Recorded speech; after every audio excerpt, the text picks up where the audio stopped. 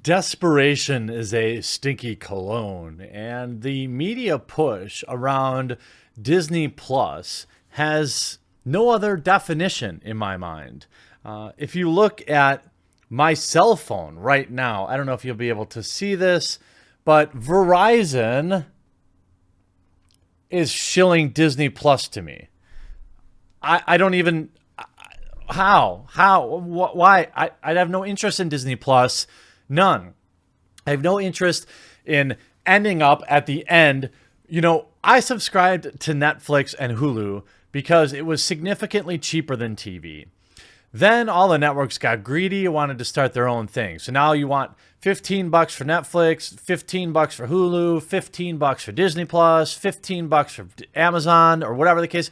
And now you're paying just as much as you were when you had cable. And that's what they really wanted. That's why I fought against taking on any other subscription services. Look, if you're interested in Disney Plus, that's cool. If you want to see, The Mandalorian looks like it could be pretty good. I haven't seen anything else that's really piqued my interest, so I'll probably get in a small boat and head out into deeper waters, so to speak, if I want to watch something like that, like I know many of you will. But holy moly, are they getting desperate? Now they're coming out and saying, Kevin Feige says Marvel fans will need to watch Disney Plus series to understand future MCU movies. You know what? That is pathetic. That is scaremongering. And that is the exact marketing that you used to promote Captain Marvel. You said, oh, there's so much you need in Captain Marvel to understand what's going to happen in Endgame. That's a big reason that movie made $1 billion. And to be honest with you, I didn't see Captain Marvel. And there are several Marvel movies I didn't see, yet now I don't consider myself, I consider myself an average intelligence guy. And I had no problem understanding what was going on in Endgame. Shocking. Like many of I didn't see every single Marvel movie. I didn't feel like I had to. I didn't need to see Ant-Man and the Wasp. It looked terrible. But yet, somehow, I understood Endgame just fine. But now they're putting this out there to literally scare people into subscribing to Disney Plus. The joys of each entry in the MCU, this is via comicbook.com, are so that they can be consumed on their own to enjoy a fulfilling experience, but having witnessed all the films that came before, add to the excitement of each adventure. In a recent interview, Kevin Feige noted that with the upcoming debut of the MCU series Disney Plus, the events of those shows will tie more directly into theatrical endeavors, requiring fans to watch these series to fully appreciate the theatrical outings. It's unclear, however, if that will be because the events of those series will impact the films or if the exploration of those characters will provide more context for the films in which they appear. Of course, it will be the latter and not the former in this case. Disney is stupid and greedy, but they're not idiotic. They aren't going to put something behind a paywall exclusively. Or would they? Yeah, they probably would. I mean, this is ridiculous. It's pathetic. According to Bloomberg, quote, if you want to understand everything in future Marvel movies, which I know many of you don't. Many of you ended your interest in Marvel movies for the most part after Endgame. That's kind of where I'm at. Will I see Doctor Strange? Yeah, I like that character. Will I pay to see it in the movie theater? Almost certainly not. Am I interested in Loki? Only mildly. And, will I pay to see that in the theater? Almost certainly not. I'll wait for it to be streaming or I'll wait for it to be on TV or something like that. I just don't have any commitment to it anymore. It's over. Endgame ended it for me like it ended a lot of other people. Now, that isn't a dump on people who still like Marvel movies. Marvel movies are still going to make a fortune. I would be very surprised if the next Marvel movie didn't make $1 billion. I guess if it's Spider-Man, it definitely will. But let's say anything in Phase 4. I'd be surprised. I guess I'd be surprised to see Loki make $1 billion if there aren't significant cameos. I mean, we see Thor, Love and Thunder. I don't have any interest in that film. I really don't. There's like almost no chance I'm going to see that in the theater unless my wife's like, but Jeremy is Thor. And you know how many movies you make me go see? I want it. And then I'll go because whatever. But you get what I'm saying. I'm not sure we've actually acknowledged that before, Feige shared, but it does. Disney Plus subscription, I'm sorry. According to Bloomberg, if you want to understand, you'll probably need Disney Plus because events from the new shows will factor into forthcoming films such as Doctor Strange in the Multiverse of Madness. The Scarlet Witch will be a key character in that movie, and Feige points out that Loki series will tie in too. The MCU first launched in 2008. We already know that. 2008, Marvel launched Agents of S.H.I.E.L.D., the first MCU TV series, which would regularly reference events of the films. I thought they did that very well. Upcoming Marvel Studio projects include Black Widow, May 1st, 2020. I'm only lukewarm on that. The Falcon and the Winter Soldier, maybe. The Eternals, no. Shang-Chi, no. The Legend of the Ten Ring, oh, that's Shang-Chi, that same movie. WandaVision, no. Loki, no. Doctor Strange, maybe. You know, there's just not a lot of interesting films here. Thor, Love and Thunder, absolutely not. That's not even be for 2 more years. Black Panther 2, no. Black Panther was a mediocre movie, like all Marvel movies. To be honest with you, the last 5 or 6 Marvel movies were mediocre. And I have no interest in paying $50 to see a mediocre film. And when you say $50, I mean, it's $15 a head, plus my wife's got to have popcorn, plus I've got to have a slushie. So it's $30 at the door, $20 at the counter.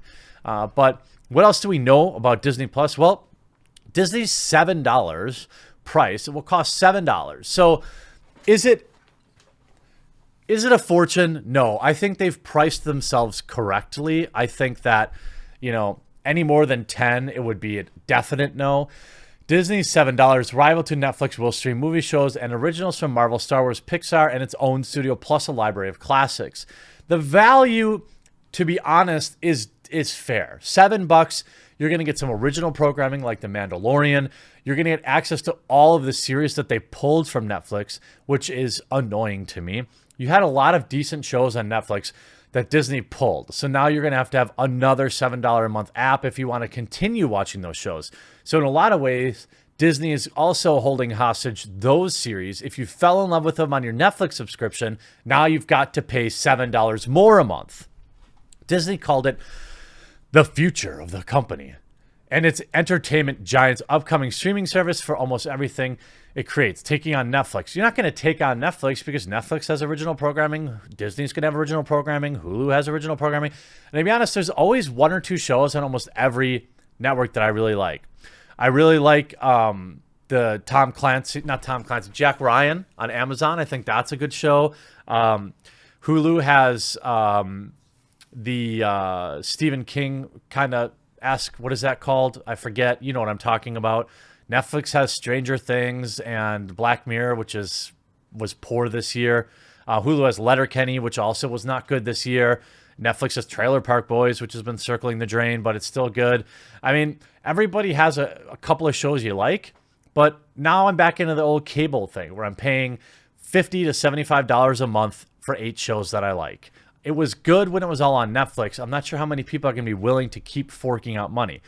Just days from launching Disney Plus, Disney's been dropping more news about the streaming service. On Wednesdays, Disney pushed up the availability date to stream mega blockbuster Avengers Endgame. It will now be available to stream Tuesday when the service launches in US, Canada, and the Netherlands, a month earlier than previously announced.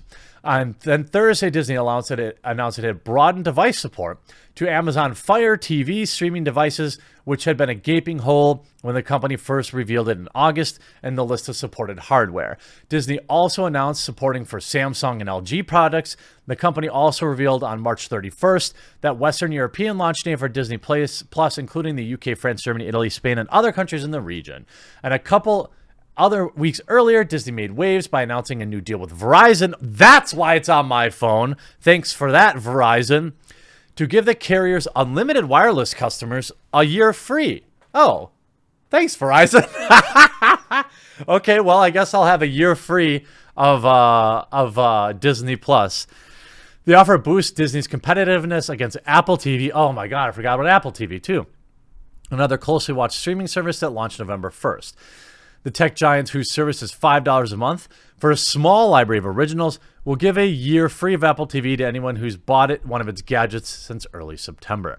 Overall, Disney Plus will be $7 a month in the US or $70 if you prepay for the full year, which is $583 a month. That monthly rate is half the price of HBO Now and the forthcoming HBO Max. But again, it doesn't matter. You can't compare these services. That's what's so frustrating. It's not like people are choosing between Disney Plus and HBO. It's whether or not you want the shows. Do you want to watch The Wokeman? You're not choosing between Disney and HBO. Disney and HBO. You're picking the one that your show's on. You know, this is going to just, I'm telling you, as somebody who's sold satellite television for 15 years now through one of my clients, this is going to push people back to pay services because they're going to be paying $7, $5, $15, $30. And then they're going to say, you know what? I used to pay $40 a month and I had it all on one thing. I didn't have to bounce between apps every time I wanted to watch a service. And I didn't get buffering like I do now or random service outages, except for when it was windy outside.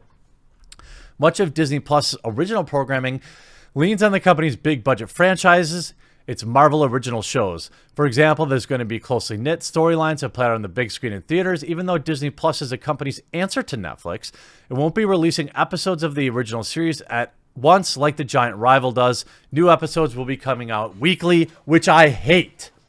This is going to be something that everybody's doing because what happens is people pop in and pop out. They're like, oh, I'm going to binge the entire season of Stranger Things, then I'm going to cancel my Netflix service. What they want to do is keep you around for at least 2 to 3 months, but it kind of defeats the purpose of streaming.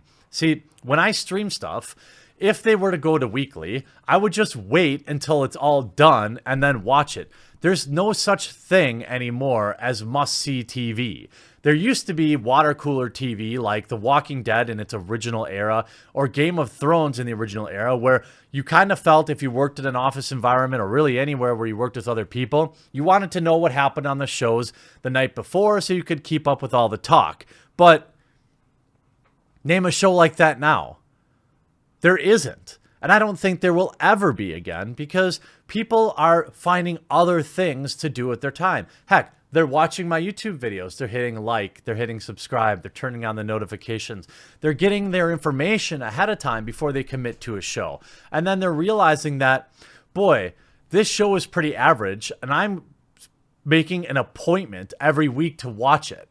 Maybe I don't want to do that. Maybe I want to just do what I want to do and live my life. Maybe I want to jump in a boat and paddle out into deeper waters and watch The Mandalorian rather than pay Disney $60 a year for one program that I want. This is regressive. This is going back to the reason everybody left cable, and I don't think it's going to work out well for them. Again, the last minute deal bringing it to Amazon, I don't know. Are you interested in getting Disney Plus? Is the scare tactic that you're not going to understand future Marvel films force you to spend it? It's going to work on some people. It's going to work on people that are still invested in the Marvel Cinematic Universe. And I'm not saying I'll never be reinvested in that, but I can say pretty much I don't care about it as things stand right now. And I wonder how many people agree with me. Nonetheless, I suppose we'll have to wait and see how numbers go for Disney Plus. I hope you have a wonderful day and we'll talk to you again real soon.